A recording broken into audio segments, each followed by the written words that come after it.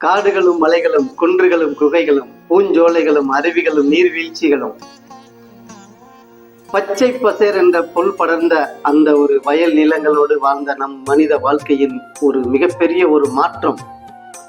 இன்று விவசாயம் என்பதே ஒரு மிகப்பெரிய கேள்விக்குறியாக நாம் இன்று வேடிக்கையாக பார்க்கும் ஒரு அவல நிலை. இயற்கை இந்த பிரபஞ்சத்தில் நமக்கு கொடுத்த ஒரு மிகப்பெரிய வரமே விவசாயம் மட்டுமே தான். இன்னைக்கு சைனாக்காரன் விவசாயம் பண்ற அந்த ஒரு யுக்தியை கண்டுபிடிச்சிருக்கான். அமெரிக்காக்காரன் பிளாஸ்டிக் குண்டுகளை போட்டு நீர்வீழ்ச்சிகளோட இந்த நீர் ஆவியாவதை தடுக்கிறதுக்காக அவன் போராடிக்கிட்டு இருக்கான். ஆனா நாம அங்க என்ன பண்ணிக்கிட்டு இருக்கோம்? இயற்கைன்னா என்ன, விவசாயம்னா என்ன, மனிதனோட வாழ்வாதாரம்னா என்ன, மனிதனோட அடுத்த கட்ட தலைமுறையோட நம்ம காப்பாத்துறதுக்கான நம்ம செய்ய போற யுக்திகள் தான் என்ன அப்படின்றத பத்தி ஒரு நாளாவது நாம ஒரு கொஞ்சம் நிதானமா நம்ம யோசித்து பார்த்திருந்தா, இன்னைக்கு ஒரு விவசாயி அவன் விவசாயம் பண்ற அந்த விளை நிலங்கள்ல உற்பத்தி ஆகுற அந்த ஒரு பொருட்களை அவன் விலை நிர்ணயம் பண்றதுக்கு கூட இன்னைக்கு ஏதோ ஒரு கார்பரேட் காரனோட அந்த ஒரு கரங்கள்ல தான் காலடியில தான் கண்ணீர் விட்டுக்கிட்டு இருக்கான்.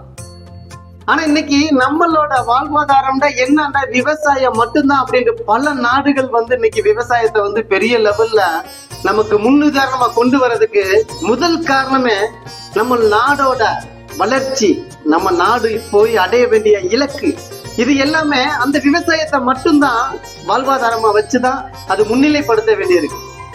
உலக ஐநா சபை பல கட்டங்கள்ல ஓசோன் படத்தை அடைக்கிறதுக்காக எத்தனையோ விதங்கள்ல அதுங்களோட வழிமுறைகளை உருவாக்கி பல நாடுகளுக்கு பல முன்னெச்சரிக்கைகளை கொடுத்து பலவித பரிமாண வளர்ச்சிகளை உருவாக்க நினைத்தும் முடியாததுக்கு காரணம் விவசாயத்தை நாம கையெடுக்காம விவசாயத்தை நாம புறக்கணித்து நம்ம ஓட நினைக்கும் போல மட்டும்தான் இன்னைக்கு ஓசோன் படலத்துல ஓட்டை அதிகமா விழுந்துகிட்டு இருந்தது. ஏன்னா இன்னைக்கு ஒவ்வொரு விதத்திலையும் அந்த விவசாயத்துக்கும் ஓசோன் படலத்துக்கு என்ன அப்படின்னா நீர் ஆதாரம்.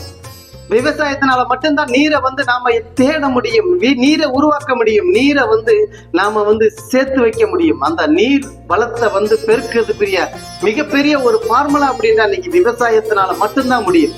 அப்ப அந்த விவசாயத்தினால எல்லாமே இயற்கை பசுமை ஆக்சிஜன் எல்லாமே பக்காவான ஒரு நிலையில நம்மளை மாற்றி அமைக்கக்கூடிய அந்த இயற்கை நமக்கு கொடுக்கக்கூடிய ஒரு பெரிய வரப்பிரசாதத்தை நாம இன்னைக்கு என்ன பண்ணிக்கிட்டு இருக்கோம்? எல்லாமே விவசாயத்தை விட்டு எங்கேயோ ஓடிக்கிட்டு இருக்கோம். மாற்று தொழில் ஏதோ ஒண்ணு, எதையாவது ஒண்ணு செஞ்சிருவோம், எதையாவது ஒண்ணு பாத்துருவோம். இதுல அக்கறைக்கு இக்கரை பச்சை மாதிரியா ஓடிக்கிட்டே தான் நம்மளோட வாழ்க்கையை பார்த்துக்கிட்டு இருக்கோம். ஒரு மக்காச்சோளத்தை பாருங்களேன், ஒரே ஒரு விதை, அந்த ஒரு விதைய பூமியில நட்டு வச்சா ஒரு கதிரில 1000 முத்துக்கள் வரும். அதே மாதிரி 6000 முத்துக்கள் ஒரு செடியில வர வேண்டிய, அப்ப இந்த பூமி தாய் நமக்கு கொடுக்க வேண்டிய பன்முக பரிமாண வளர்ச்சியில அள்ளி கொடுக்கறதுக்கு காத்து கிடக்கு. நாம என்ன பண்றோம்? விவசாயத்துல புது கண்டுபிடிப்புகளாக ரசாயன பொருட்களை உபயோகப்படுத்தி நம்மால் கத்தி கத்தி சொன்னதெல்லாம் மறந்துட்டு விவசாயத்தை காப்பாத்துறேன், விவசாயத்தை பெருக்கிறேன், வாழ்வாதாரத்தை பெருக்கிறேன், பொருளாதாரத்தை சேர்க்கிறேன் அப்படின்ட்டு நம்மளோட வாழ்க்கை தரத்தை நாம வேகமா தேடி எல்லாத்தையும் ரொம்ப வேகமா நமக்கு அடைஞ்சிடலாம்னு நினைச்சுக்கிட்டு நாம வாழ்ந்துகிட்டு இருக்க அந்த வாழ்க்கையில அடுத்த கட்ட தலைமுறைகள் எதை பார்க்கும்? சுட்ட மண்ணுல எதை விதைச்சாலும் விளையாதுன்றத நாம தெரிஞ்சிருந்தும் அந்த நம்மளோட மண்ணுகளை சுட வைக்கிறோம். இன்னைக்கு விவசாயத்தை புறக்கணிச்ச நாடுகள் பசி, பஞ்சம், பட்டினி, கொடுமை அத்தனையும் இன்னைக்கு அனுபவிச்சுக்கிட்டு இருக்க எத்தனையோ நாடுகளை இன்னைக்கு நாம பார்த்துக்கிட்டு இருக்கோம். கவின் கர்த்தர்ன்ற ஒரு மாமனிதர் எடுத்த ஒரு புகைப்படம் பசி, பஞ்சம், பட்டினினால இன்னைக்கு இந்த உலகம் அறியப்படுற ஒரு மிகப்பெரிய ஒரு பஞ்சத்தின் பிடியில் சிக்கி தவிக்கும் சோமாலியா நாட்டுல மாதிரியத்தான் இன்னைக்கு எல்லாரும் ஏதாவது ஒரு பார்சல் உணவு பொட்டலம் போட மாட்டாங்களா அப்படின்னு ஏங்கி தவிக்கிற எத்தனையோ ஜனங்களும் இந்த பூமியில வாழ்ந்துகிட்டு தான் இருக்காங்க. நாம வாழ்ற வாழ்க்கையில அடையாளமா இல்ல, அர்த்தமா இல்ல, வாழ்ற வாழ்க்கையில எதையாவது ஒண்ணு 4 சுவத்துக்குள்ள நின்று நாம இன்னைக்கு டிவியை பார்த்து நம்மளோட நேரத்தை வீணடிச்சுக்கிட்டு இருக்கோம். நம்மளை சுத்தி நிக்கிற எத்தனையோ கிராமவாசிகள் இருக்காங்க, எத்தனையோ பேர் இருக்காங்க. நாமெல்லாம் இன்னைக்கு எத்தனை பேர் படிச்சு முடிச்சுட்டு வேலை முடிச்சு ரிட்டையர்ட் ஆகி வீட்டுக்குள்ள முடங்கி கிடக்குறீங்க. ஏதாவது ஒரு நாள்ல ஏதாவது ஒரு கிராமத்தை தேடி போங்களேன், அந்த விவசாயிகளோட நீங்க கலந்து பேசுங்க, விவசாயிகளோட அவங்களோட வாழ்வாதாரத்தை பத்தி கொஞ்சம் கலந்து நம்மளோட பகிர்ந்துக்கங்களேன். நாம அவங்களோட சேர்ந்த சேர்ப்பு, அவங்களோட நாம நெருங்கிய அந்த ஒரு தொடக்கம் எல்லாமே நமக்கு ஒரு பெரிய மாற்றம், தைரியத்தையும் உதயத்தையும் கொடுக்கும். அப்ப முந்தைய உள்ள இதுல பாரியா, காலையில 5:45 ஒரு வெற்று சட்டையில ஒரு கடும் குளிர்ல வந்து ஒரு ஆள் ஓடுறதுக்கு, வேலைக்கு ஓடுறதுக்கு துணியிற அதே கால சூழ்நிலைகள் தான் இன்னைக்கு நாம வீட்டுக்குள்ள முடங்கி கிடந்து நம்மளோட நேரங்காலங்கள் அத்தனையும் நாம வந்து சூன்யமாக்கிட்டு இருக்கோம். பஞ்சம், பசி, பட்டினி, கொடூர சாவு எதுவுமே இனிமேல் நடக்க கூடாது. யாரோ ஒருத்தன் வந்து அண்ணாந்து பார்த்து ஹெலிகாப்டர்ல இருந்து நமக்கு வந்து உணவு பொட்டலங்கள் போடுற நிலை வரக்கூடாது அப்படின்னா நாம என்ன செய்யணும்? நம்மளோட உழைப்ப நம்மளோட அடுத்த கட்ட தலைமுறைகளுக்காக நாம வந்து அதை செயல்படுத்துறதுக்காக நாம நிக்கணும். நம்மளோட உழைப்ப நம்மளோட எதிர்கால சந்ததிகளோட கண்ணீருக்காக நாம வந்து அதை செலவழிக்கணும்.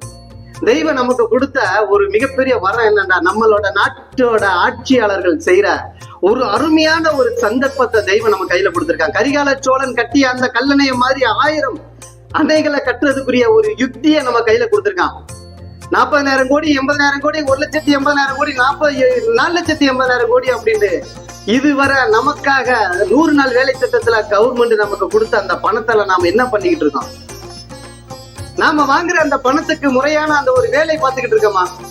நாம வாங்குற அந்த பணத்துக்காக நாம வந்து ஒரு நம்மளோட எதிர்காலத்தை பத்தி நினைச்சு நம்மளோட கையில இருக்க கடப்பாறையும் மண்வெட்டியும் நம்மளோட வாழ்வாதாரத்தை மாற்ற முடியும் அப்படின்ற அந்த நம்பிக்கையை நாம தொலைச்சதுனாலதானே இன்னைக்கு நம்மளால அடுத்த கட்ட இதை பத்தி யோசிக்கிறதுக்கு இல்லாம சம்பந்தம் இல்லாத பல பொழுதுபோக்காக பேசி நம்மளோட நேரத்தை வீணடிச்சுக்கிட்டு இருக்கோம். எத்தனை 100 நாள் வேலைகள் போகும்போல, ரோட்ல போகும்போல வரும்போது எல்லாம் பாருங்களேன், எல்லாமே ஏதோ ஒரு இடத்துல ரொம்ப வேகமா வாங்கிட்டு வேலை பார்ப்பாங்க. என்ன செய்யறேன்னு தெரியாது. இந்த மண்ணை அள்ளித்துக்கு அங்க போடுவாங்க, இந்த மண்ணை அள்ளித்துக்கு இங்க போடுறாங்க. ஒரு ஆளு ஜீப்ல வந்து என்னன்னு பார்ப்பாங்க, 2 பேர் மரத்தட்டில உட்காந்து கணக்கு எழுதிக்கிட்டு இருக்காங்க.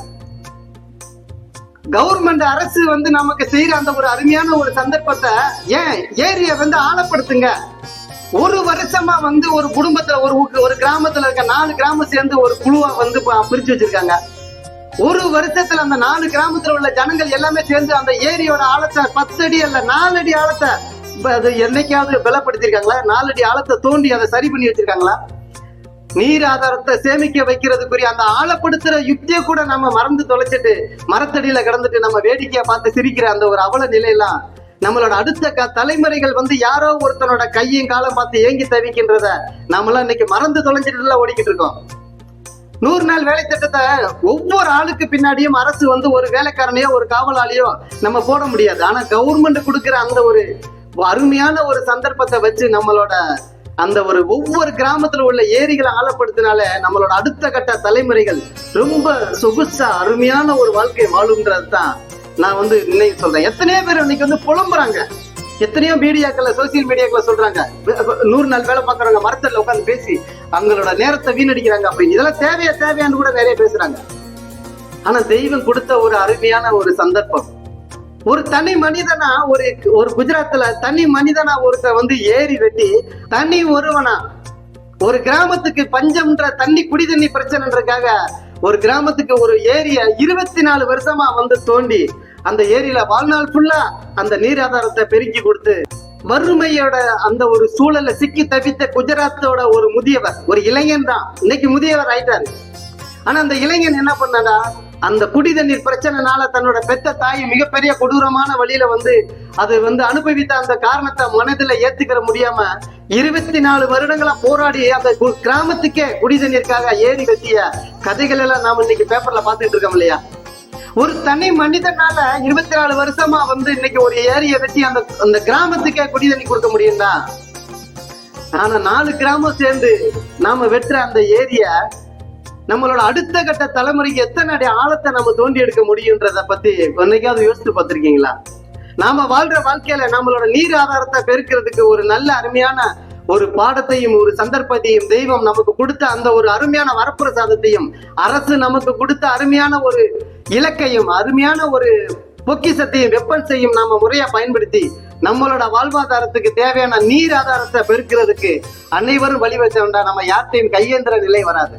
நம்மளோட நாடு மிகப்பெரிய அளவுல ஒரு பஞ்சம் பசி பட்டினின்றத நம்ம பார்த்தாலே பதறிட்டு ஓடுற நிலைமையை கொடுக்கலாம். நம்ம நாடு வல்லரசு ஆகுது, பல நாடுகள் நம்மளை பார்த்து மிரளுது. எதுல? அணு ஆயுதத்துறாங்க, பொருளாதார வளர்ச்சியில. ஆனா வாழ்வாதார வளர்ச்சியில வந்து ஒரு தனி மனிதனோட வளர்ச்சியில தனி மனிதனோட ஆயுள் பழக்கல நம்ம இன்னைக்கு மிகவும் பின்தங்கிய நிலையில தான் நாம வாழ்ந்துகிட்டு இருக்கோம்ன்றத பத்தி தான் நான் இன்னைக்கு ரொம்ப ரொம்ப வருத்தமா சொல்லிட்டு இருக்கேன். ஏன்னா நான் வந்து ஒரு டிராவல் பண்ணிட்டு இருக்கேன் போல, என்னோட கூட இருக்கிற எத்தனையோ பெரியவர்கள் ஓயாம சொல்லி புலம்புற விஷயங்கள் தான். அந்த ஒரு விஷயத்தினால மிகப்பெரிய அளவுல ஒரு அழுத்தத்தினாலதான் இந்த விஷயத்த வந்து நான் இப்ப எல்லார்ட்டையும் பகிர்ந்துக்கிறேன். நமக்கு தெய்வம் கொடுத்த ஒரு அருமையான அந்த ஒரு சந்தர்ப்பத்தை 100 நாள் வேலை திட்டத்தின் மூலமா நாம வந்து அடுத்த தலைமுறைகளை ரொம்ப ஜெகஜோதியா வாழ வைக்கிறதுக்குரிய சந்தர்ப்பத்தை நாம கையில் எடுத்தோம்னா நாம இந்த பிறவியில வாழ்ற வாழ்க்கைக்கு ஒரு அருமையான பலன் கிடைக்கும்ன்றதை பத்தி தான் நான் வந்து இன்னைக்கு சொல்லி மிகப்பெரிய அளவுல நான் பெருமைப்படுகிறேன்.